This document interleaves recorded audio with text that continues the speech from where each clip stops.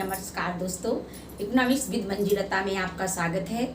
और अर्थशास्त्र विषय के अंतर्गत कक्षा 12 आज हम मुद्रा के महत्व को पढ़ेंगे। इसके पहले हमने पिछले वीडियोस में पढ़ा था कि मुद्रा के क्या कार्य हैं, यानी प्राथमिक कार्य, सहायक कार्य, आकस्मिक कार्य और अन्य कार्यों के बारे में पढ़ा था। हमें उम्मीद ही नहीं है बल्कि पूरा विश्वास है कि आप लोगों की समझ में वो अच्छी तरीके से वो टॉपिक आया होगा। और इसके जो आगे का टॉपिक है वो है मुद्रा का क्या महत्व है, मुद्रा हमारे जीवन में कितनी उपयोगी है, इसके बारे में हम आज इस टॉपिक में अध्ययन करेंगे।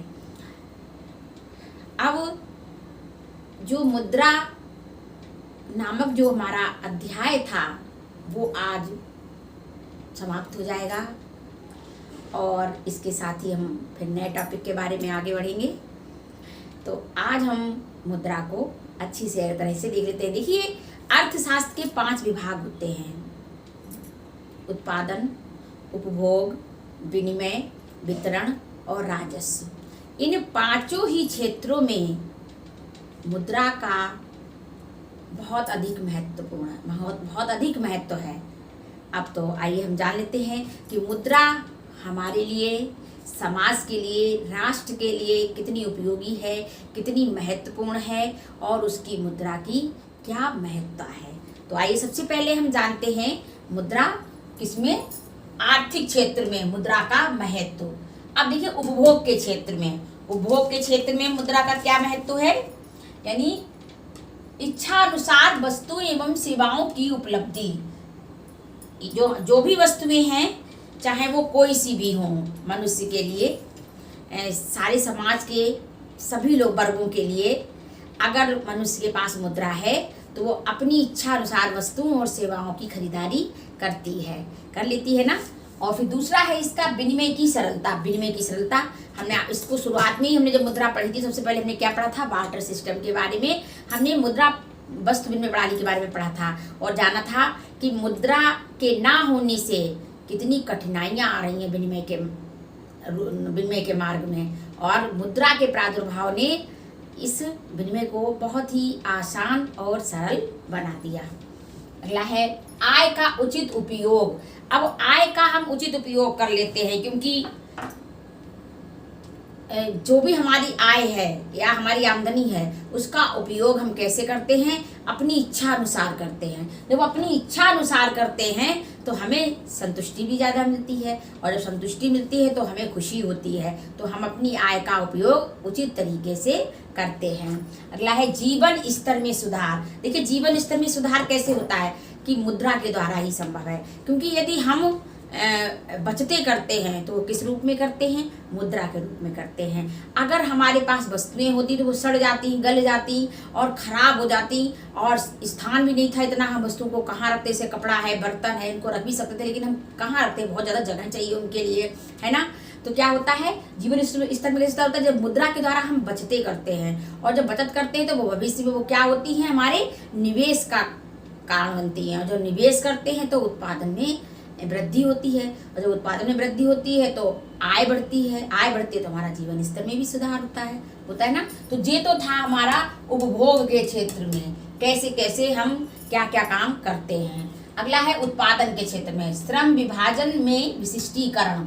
अब जब श्रम विभाजन होता है, हमने आपको बताया था छोटे छोटे कार्यों में बांट के, जैसे कि अब कोई व्यक्ति है लगातार एक ही कार्य को कर रहा है तो उस कार्य में उसको विशेषज्ञता हासिल हो जाती है तो वो और उत्पादन में और अधिक वृद्धि होती है। तो ये क्या है, ये है उत्पादन के क्षेत्र में विशिष्टीकरण, मुद्रा के द्वारा ही संभव है। अगला है बड़े पैमाने पर उत्पादन।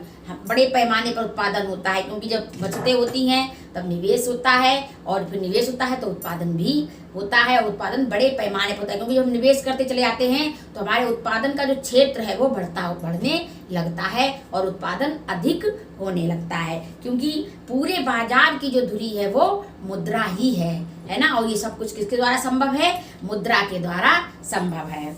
चलिए, अब अगला है हमारा कि विभिन्न साधनों को आदर्श अनुपात में जुटाना। अब जो विभिन्न साधन है उत्पादन के, जैसे भूमि है, श्रम है, संगठन है, पूंजी है, तो ये सब क्या है, ये उत्पादन के विभिन्न साधन हैं। और इनको उचित अनुपात में कैसे हम जुटा सकते हैं, मुद्रा के द्वारा ही जुटा सकते हैं। क्योंकि जो भी आर्थिक लेन देन होते हैं, जो भी क्रियाएं होती हैं आर्थिक, वो सब मुद्रा से ही संभव हैं। तो इस प्रकार से मुद्रा हमारे जीवन में अत्यधिक उपयोगी है। क्योंकि हम मुद्रा जब होती है तो क्या कहते हैं, जब मुद्रा हम अपने हित के लिए भी अपने हित के लिए खर्च करते हैं, लोग जो योजनाएं होती हैं उन पर खर्च करते हैं, जो हमने अपनी भविष्य के लिए योजनाएं बनाई हैं उन पर हम उनको व्यय करते हैं और उनसे हमें प्रतिफल मिलता है, और प्रतिफल से हमारे जीवन स्तर में सुधार होता है। और जो विभिन्न साधन है उत्पादन के, उनको भी आदर्श अनुपात में जुटाया जा सकता है। कितनी हमें भूमि चाहिए, कितना हमें श्रम चाहिए, कितनी हमें पूंजी चाहिए, तो ये सब मुद्रा के द्वारा ही संभव है। पूंजी की गतिशीलता, हमने कहा ना कि जो मुद्रा होती है वो पूंजी की गतिशीलता में भी वृद्धि करती है। ऐसे करते जैसे कि मान लीजिए हमारे पास कोई संपत्ति है, लेकिन हम संपत्ति दूसरे शहर में नहीं ले जा सकते, और लेकिन अपनी संपत्ति को बेच करके उसको मुद्रा को हम ले जा सकते हैं, मुद्रा को हम कहीं दूसरी जगह ले जा सकते हैं। इस कारण पूंजी में गतिशीलता होती है, एक स्थान से दूसरे स्थान पर वो आसानी से जा सकती है, लेकिन संपत्ति एक आसानी से नहीं जा सकती। अगला है भावी मांग का अनुमान। अब जैसे मुद्रा के द्वारा ही बैंकों के सारे कार्य होते हैं, तो बैंकें भी इस बात का अनुमान लगा लेती हैं कि भविष्य में कितनी मांग बढ़ने वाली है मुद्रा की या मांग घटने वाली है। इसी के आधार पर वो लोग साख का निर्माण भी करते हैं। अगला है बचत एवं विनियोग को प्रोत्साहन। हमने अभी कहा कि जब बचतें मुद्रा के द्वारा ही बचतें संभव हैं, और जब बचतें संभव हैं तो हम उस बचत को कहाँ रखते हैं, बैंकों में रखते हैं या डाकघर में रखते हैं या विभिन्न पॉलिसियों में लगा देते हैं, विभिन्न जो हमारी प्लान है उनमें हम उनको इन्वेस्ट कर देते हैं। तो इसके बाद में क्या होता है, भविष्य में जो बचतें होती हैं वर्तमान की, वही भविष्य में निवेश का कारण बनती है या निवेश का तरीका बनती हैं, और फिर निवेश होने के बाद में उत्पादन में भी वृद्धि होती है। इसके बाद में आ जाइए अब विनिमय के क्षेत्र में, वस्तु विनिमय की असुविधाओं से मुक्ति। ये तो बिल्कुल भी सही बात है, क्योंकि हमने आपको बताया कि वस्तु विनिमय में कितनी कठिनाइयां थी, उनसे हमें मुद्रा के जन्म से या मुद्रा के महत्व को इसी बात से बदलता है कि उससे हमें मुक्ति मिल गई। वस्तु विनिमय की जो कठिनाइयां थी उनसे हमें मुक्ति मिल गई, और इससे मुद्रा का जो है वो बहुत अधिक महत्व हमें पता चल रहा है। अगला है इसका संयंत्र का मूल्य, संयंत्र का आधार। अब मूल्य संयंत्र का आधार क्या है कि जो मुद्रा है वो मूल्य संयंत्र की आधारशिला है। उसके द्वारा क्या होता है कि वस्तुओं और सेवाओं का भुगतान आसानी से और सुविधाजनक तरीके से हो जाता है। अगला देख लीजिए, व्यापार में वृद्धि। व्यापार में वृद्धि भी मुद्रा के द्वारा ही संभव होती है। मुद्रा के द्वारा नए नए आविष्कार होते हैं, नई नई खोजें होती हैं, जिसके कारण क्या होता है, राष्ट्रीय व्यापार में और अंतर्राष्ट्रीय व्यापार में बहुत आशा से अधिक वृद्धि होती है, जिसके कारण व्यापार में वृद्धि होती है और सरल तरीके से होती है। इसके आगे है साख मुद्रा का आधार। इसके विनिमय के क्षेत्र में अगला क्या है, इसका साख मुद्रा का आधार, यानी साख वर्तमान में क्या है, साख मुद्रा का बहुत ज्यादा प्रचलन है ना, जैसे बिल, चेक, हुंडी, डिवेंचर आदि। तो क्या होता है, इनका सबका सृजन और उपयोग किस पर आधारित है, मुद्रा पर आधारित है। अगला है इसका वितरण के क्षेत्र में। अब वितरण के क्षेत्र में तो आप लोग जानते हैं वितरण का अर्थ होता है बांटना। उत्पादन के जो भी साधन है उनमें क्या होता है, न्यायोचित तरीके से उनके अंश को, जो उनका अंश है, जो उनका प्रतिफल है, जो उनका पारिश्रमिक है, इसको बांटना, अच्छी तरीके से प्राप्त होना, यानी जो सभी साधन है उनको न्यायोचित अंश प्राप्त होना। जो न्यायोचित अंश यानी पारिश्रमिक, जैसे भूमि वाले को लगान, पूंजी वाले को ब्याज, श्रम वाले को मजदूरी, उन्हें न्यायोचित अंश उनका मिलना किसमें संभव होता है, मुद्रा में संभव होता है। पहले के लोग क्या करते थे, दिन भर काम कराया, थोड़े से चावल दे दिए, दिन भर काम कराया, थोड़ा सा गेहूं दे दिया, मतलब कोई उसका मानक निश्चित नहीं था। लेकिन मुद्रा के जन्म ने इसके सभी चीज़ों का मानक, सभी चीज़ों की कीमत का निर्धारण कर दिया। तो ये मुद्रा का अत्यधिक महत्व है। अगला है आपका राजस्व के क्षेत्र में, यानी जो भी हम ऋण होते हैं, या जो भी सार्वजनिक व्यय सरकार करती है तो क्या करती है वो इस तरीके से करती है कि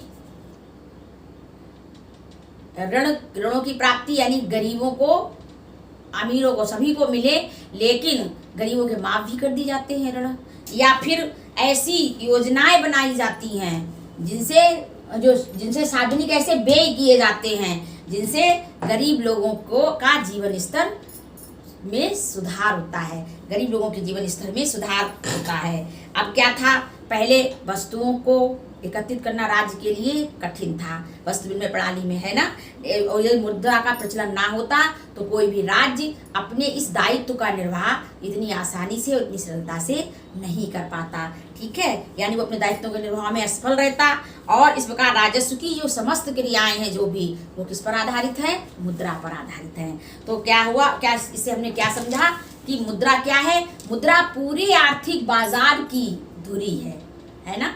यानी आर्थिक व्यवस्था की क्या है, धुरी है। जितने भी आर्थिक लेन देन होते हैं, जितने भी क्रियाएं होती हैं आर्थिक, सब किसमें होती हैं, मुद्रा के रूप में होती हैं। और अब जब मुद्रा जो क्या है, वो देश के आर्थिक विकास की भी उन्नति है, क्योंकि जिस देश की राष्ट्रीय आय अधिक होती है वो देश विकसित माना जाता है। और राष्ट्रीय आय किसमें होती है, मुद्रा में होती है।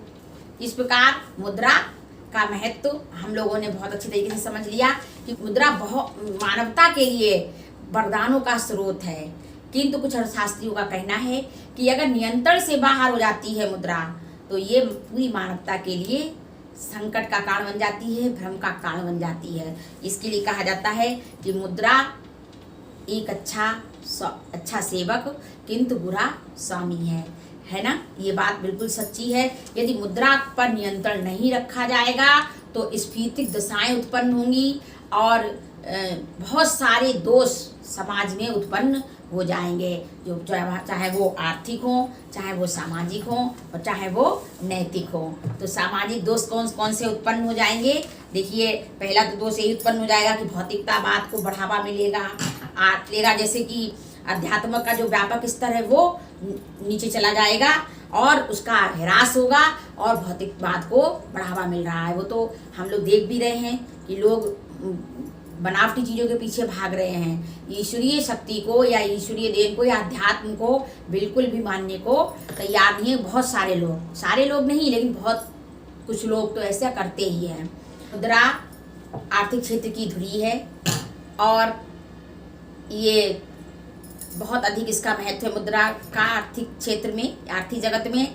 लेकिन कुछ अर्थशास्त्रियों का कहना है कि मानवता के लिए मुद्रा वरदानों का स्रोत है, किंतु यदि इस पर नियंत्रण से ये बाहर हो जाती है तो ये संकट और भ्रम का कारण भी बन जाती है। इससे बहुत सारे दोष उत्पन्न हो जाते हैं, जो कि जैसे आर्थिक दोष, सामाजिक दोष और नैतिक दोष। अब आर्थिक दोषों में क्या क्या हो जाता है, आय व धन के वितरण में असमानता हो जाती है, यानी अमीर लोगों के पास और धन हो जाता है, गरीब और गरीब हो जाता है। ये सबसे बड़ा इसका दोष है। अगर यदि मुद्रा को नियंत्रण में नहीं रखा गया और वर्ग संघर्ष जो होता है वो भी उत्पन्न हो जाता है, जिससे जैसे श्रमिक वर्ग और जो आपके संपन्न वर्ग होते हैं वो परस्पर झगड़ा करते रहते हैं। मुद्रा के मूल्य में अस्थिरता आ जाती है। अब जैसे क्या होता है कि जो मुद्रा के मूल्यों में भारी उच्चावचन होते हैं, उच्चावचन का मतलब होता है क्रय शक्ति में वृद्धि या क्रय शक्ति में कमी। दोनों ही स्थितियों में समाज को हानि उठानी पड़ती है यदि मुद्रा पर नियंत्रण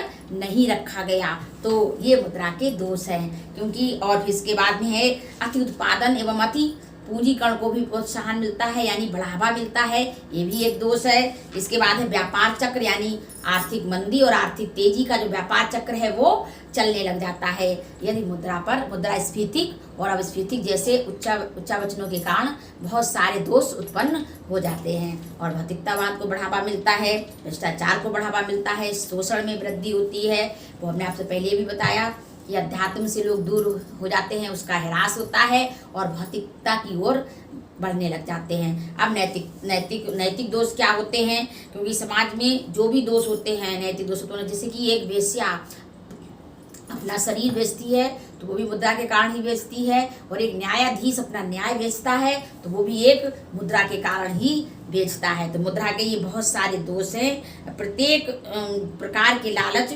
जो मुद्रा प्रेम जिन्हें कहा जा सकता है, सभी बुराइयों के जड़ में मुद्रा ही मानी जाती है। और लालच से जो उत्पन्न होता है लोभ, यानी पैसे का लोभ, इस कारण लोग बहुत सारे छल कपट चोरी बहुत सारे बुरे करार कर लेते हैं। तो इसीलिए कहा जाता है कि ये क्या है, मुद्रा एक विश्वघातनी संरक्षिका है। संरक्षिका है यानी अच्छा सेवक तो है किंतु बुरा स्वामी है। तो ये मुद्रा के दोष हमने पढ़े, मुद्रा का महत्व पढ़ा।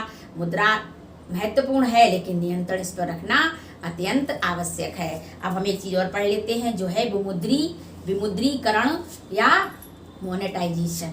ठीक है, इसको और पढ़ लेते हैं। पढ़ने से पहले आपसे फिर कहना चाहेंगे, हमने नोट्स के लिए ये सारा लिखते हैं, हम इसको आप लोग इसको अच्छी तरीके से लिख लीजिए ताकि आप लोगों की समझ में आए कि मुद्रा का महत्व किन किन क्षेत्रों में है। ठीक है, तो आप इनको उतार लीजिए, इसको अच्छे से उतार लीजिए, जूम करके उतार लीजिए इसको, लेकिन इसको लिख जरूर लीजिए।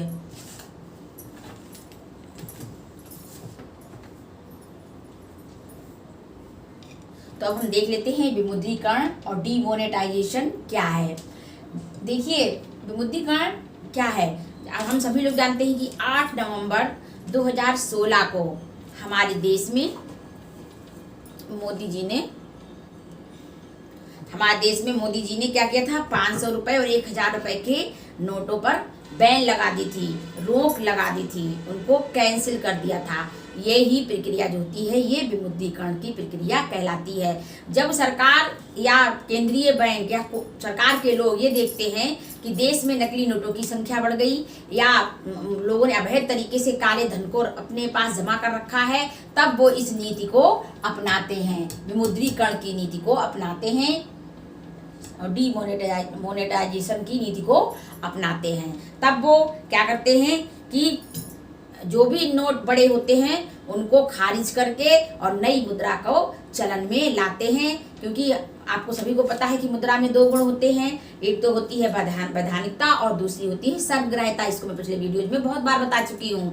तो ये चीज जो होती है, जब सरकार जब भी चाहे या केंद्रीय बैंक जब भी चाहे तो वो इन नोटों को चलन से बाहर करके कैंसिल करके इन पे रोक लगा के इन पर बैन लगा करके वो नए नोटों को चलन में लाती है। जैसा कि मोदी जी ने किया था, 2000 के नोट को वो 2016 में 1000 और 500 के नोटों पर बैन करके वो 2000 के नोट को चलन में लाए थे। तो देखिए जैसा कि इसमें लिखा हुआ भी है कि देखिए विमुद्रीकरण एक ऐसी प्रक्रिया है जिसके तहत देश का केंद्रीय बैंक काले धन व नकली नोटों को चलन से बाहर करने के लिए चलन में पुरानी मुद्रा की वैधानिकता को समाप्त कर नई मुद्रा जारी करती है। इससे क्या होता है, इससे अवैध तरीके से अर्जित धन व नकली करेंसी स्वतः नष्ट हो जाती है। तो ठीक है ना, ये सबको पता चल गया कि सरकार क्यों करती है ऐसा काम, नकली नोटों को रोकने के लिए। क्योंकि लोग क्या करते हैं, नकली नोटों को बनाना शुरू कर देते हैं और काले धन अवैध तरीके से, चोरी से, छल से, कपट से, हर तरीके से, तस्करी से, लूट से, मर्डर करके सब तरीके से धन को इकट्ठा कर लेते हैं। बहुत सारा धन हो जाता है उनके पास। लेकिन विमुद्रीकरण की व्यवस्था से क्या होता है, इस प्रक्रिया से क्या होता है, वो सारा धन उनका बेकार हो जाता है। और ऐसा ही हमारे माननीय मोदी जी ने किया और उन्होंने 8 नवंबर 2016 को इन सारे नोटों को चलन से बाहर करके लोगों के काले धन को अवैध करार दे दिया। ठीक है, तो ये होता है विमुद्रीकरण। तो आज हमने क्या पढ़ा, मुद्रा के महत्व को पढ़ा और विमुद्रीकरण की प्रक्रिया को पढ़ा। और आज हमारा ये जो मुद्रा नामक जो पाठ था, जो अध्याय था, जो चैप्टर था, वो फिनिश हो गया, खत्म हो गया। और आगे हम बैंक के बारे में पढ़ेंगे कि बैंक का क्या अर्थ है, बैंक शब्द की उत्पत्ति कैसे हुई, बैंक के क्या कार्य हैं और केंद्रीय बैंक क्या है, केंद्रीय बैंक के क्या कार्य हैं, निक्षेपों को क्या कहते हैं, निक्षेप का मतलब होता है जमा, और साख का निर्माण कैसे होता है, ये हम आपको बताएंगे, और शाक गुणक क्या होता है। ऐसे बहुत सारे हमारे पॉइंट होंगे जिन पर हम चर्चा करेंगे क्रम से 1 बाय 1 करके।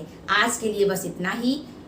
और मैं एक बार फिर आप लोगों से कहना चाहूँगी कि इस नोट्स को अच्छी तरीके से बना लीजिए अपनी नोटबुक में। सारे सवालों को, सारे प्रश्नों को अच्छी तरीके से लिखिए, और यदि जो और भी कोई समझ में नहीं आता है तो हमें कमेंट करके ज़रूर बताइए। और मैं अपने कॉलेज के बच्चों से कहना चाहूँगी कि वो हमें फ़ोन करके हमसे बात करें इस बारे में, यदि कुछ भी उनकी समझ में नहीं आता है। और हमारे चैनल को लाइक करें, सब्सक्राइब करें, शेयर करें, कमेंट करना बिल्कुल ना भूलें, और हमें बताएं, अपनी राय दें, अपने सुझाव दें, और हमारे साथ बने रहिए, पढ़िए, बढ़िए, हमारी यही आशा है। नमस्कार।